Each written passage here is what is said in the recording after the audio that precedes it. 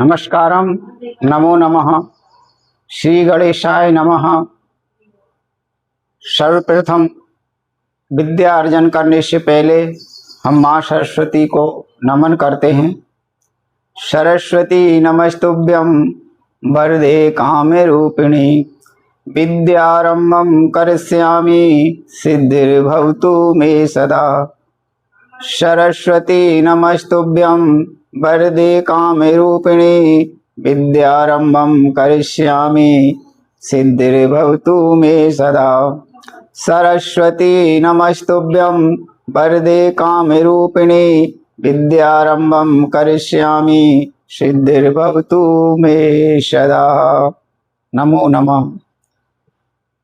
साथियों, मैं हूं आपका साथी, शिक्षा का अभ्यर्थी। शिक्षा ग्रहण करना मेरा उद्देश्य, और आज आपको आपके अपने पाई एकेडमी सगुन चैनल पर संस्कृत का एक बहुत महत्वपूर्ण जो कालखंड है, जो चैप्टर है, अनुभाग है, प्रकरण है, उसको लेकर आया हूँ। संस्कृत में मात्र 22 उपसर्ग होते हैं। संस्कृत में मात्र 22 उपसर्ग होते हैं, और ऐसी कोई सी परीक्षा नहीं है, ऐसी कोई सी परीक्षा नहीं है जिसमें कम से कम 2 उपसर्ग ना आए। तो 2 नंबर का रहा तो 4 नंबर, और 1 नंबर का रहा तो 2 नंबर पक्के हैं। चाहे टेट हो, चाहे किसी भी तरह का प्रतियोगितात्मक, ये बहुत जरूरी आता ही है। तो आज आपको कुछ नए अंदाज में समझाने का प्रयास करेंगे। आइए देखते हैं। जैसा कि आप जानते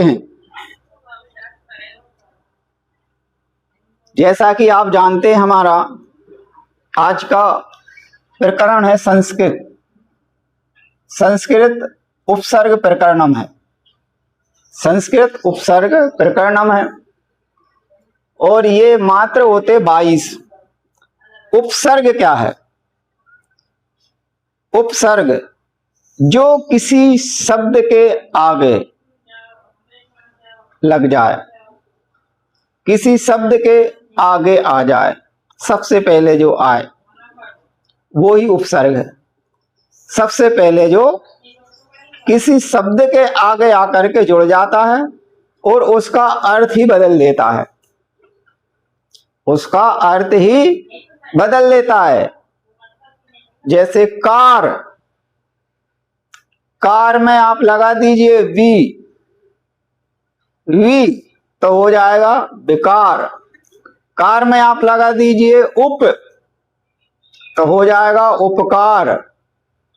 इस तरह से बहुत महत्वपूर्ण प्रकरण है संस्कृत व्याकरण का, और ये 2 से 4 नंबर दिला के ही जाता है। तो बिल्कुल आप बने रहिए। देखिए,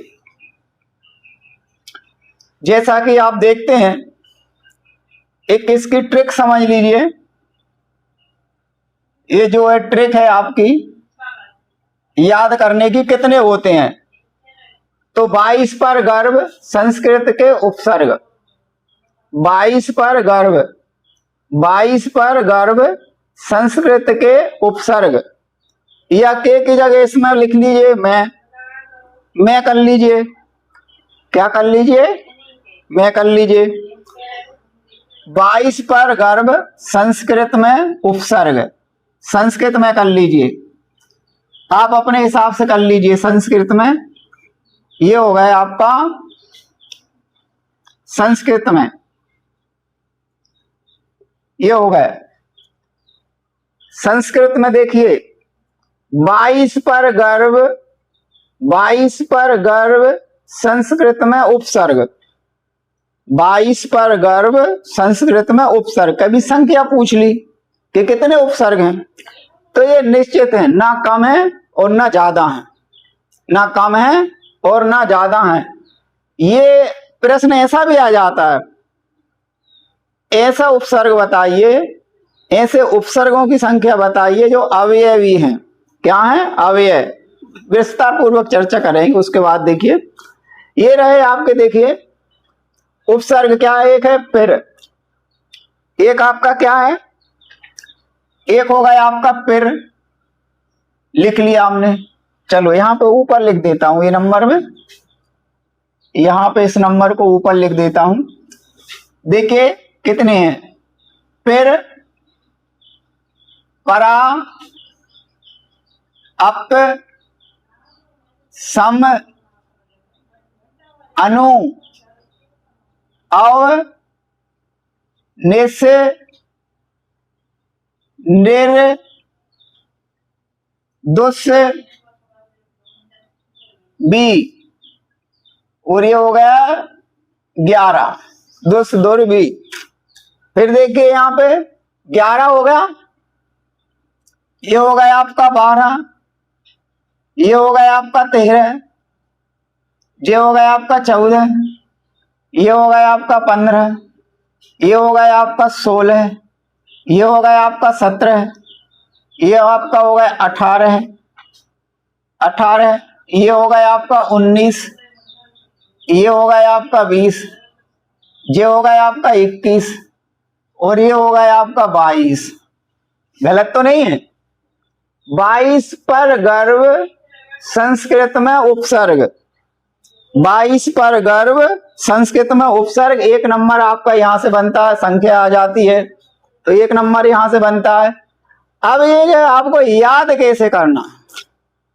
याद करना बहुत सरल है, बहुत सरल है। कभी भी आपको इसमें क्रम नहीं आता है कि कौन से क्रम का है, क्रम नहीं आता है।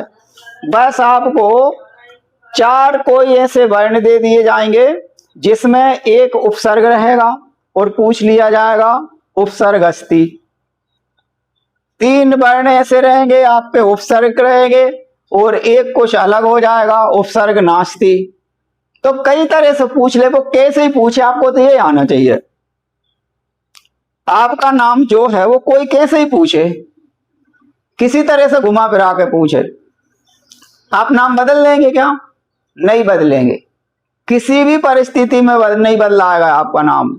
आप यदि अपने घर में हैं तब भी आपको उसी नाम से बुलाया जाएगा। आप यदि किसी कार्यालय में, दफ्तर में, तब भी आपको उसी नाम से बुलाया जाएगा। आप यदि ससुराल में हैं तब भी आपको उसी नाम से बुलाया जाएगा। नाम आपका नहीं बदलाएगा किसी भी परिस्थिति में। जहां पे नाम आपका ना बदला है वो ही आपका एक क्या हो जाता? अव्यय हो जाता है, जो कभी ना घटता है ना बढ़ता है, ना उसमें कोई परिवर्तन होता है। लेकिन वो जहां पे भी चला जाए वो चाहे तो परिवर्तन कर सकता है और उसके जाने से परिवर्तन हो ही जाता है। इसलिए इनको कहते हैं, क्या कहते हैं? उपसर्ग तो है लेकिन ये किस कैटेगरी में आता है? ये आता है अव्यय। किस में आता है? अव्यय। अव्यय, अव्यय जो देखो, व्यय यानी खर्च होना और अव्यय यानी खर्च ना होना। तो ये कभी भी ना, इसमें कोई खर्च नहीं होता, ना ये बढ़ता है ना घटता है, ना इसमें कोई जोड़ सकते ना इसमें तोड़ सकते हैं। इसमें कोई परिवर्तन नहीं होता, ना लिंग में होता, ना लकार में होता, ना वचन में होता, किसी भी जगह होता, ना कारक में होता, ना विभक्ति में होता। इसमें कोई परिवर्तन नहीं होता। इसमें विभक्ति भी नहीं बनती, इसकी विभक्ति भी नहीं बनती है। तो देखिए अब हम मैंने मुद्दे पे आते, क्या है यहां पे? देखिए फिर, परा, अप, सम, अनु। पहले देखिए आराम से समझिए, पहले याद करने की ट्रिक देखिए। फिर, परा, अप, सम, अनु, अव, नेस, निर, दुस, दुर, बी। फिर देखिए आंग, नी, अधि, अपि, अति, सु, उत, अभि, प्रीति, उपपरि। अरे ये तो पहाड़ जैसा लग रहा है, बहुत कठिन है। बिल्कुल कठिन नहीं है, बिल्कुल भी कठिन नहीं है। बोलिए एक ले बनाइए, फिर परा अप समयनु अवनिस निर्दोष दुर्बी आंगनी अधि अति सु उत अभिप्रति उप परी। देखिए देखिए देखिए इसको क्या बोला, फिर परा अप समयनु अवनिस निर्दोष दुर्बी आंगनी अधि अति सु उत अभिप्रति उप परी। कितना सरल है। फिर परा अप समयनु, फिर परा अप समयनु अवनिस निर्दोष दुर्बी आंगनी अधि अति सु उत अभिप्रति उप परी। एक ले बनाइए, देखिए यहाँ जो विराम हो रहा है, यहाँ पे ऊ आ रहा है, यहाँ पे ये विराम हो रहा है, यहाँ पे सु आ रहा है, यहाँ पे पूर्ण विराम आ रहा है, यहाँ पे बी आ रहा है, मतलब छुट्टी की मात्रा आ रही है। यहाँ पे पूर्ण विराम हो रहा है, यहाँ पे क्या हो रहा है, री आ रही, मतलब यहाँ पे छुट्टी की मात्रा आ रही है। इसको हमने एक ले के माध्यम से बनाया है। आप 2-3 बार इसको कंठस्थ कर लीजिए, आपको जिंदगी भर कभी भूलने में नहीं आएगा, भूल ही नहीं पाएंगे।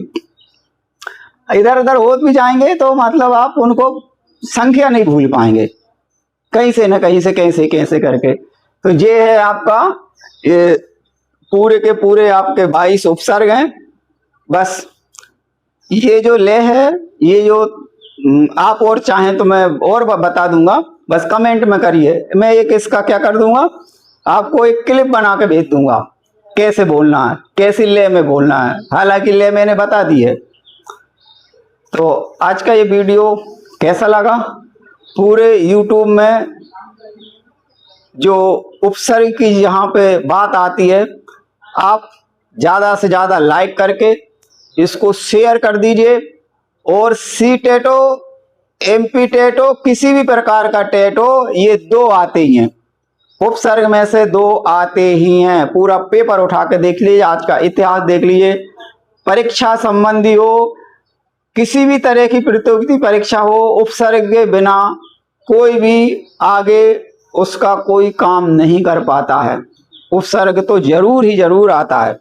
तो ये परीक्षक की मजबूरी हो जाती है, वो कम से कम उपसर्ग को तो देता ही है, कहीं पे भी दे।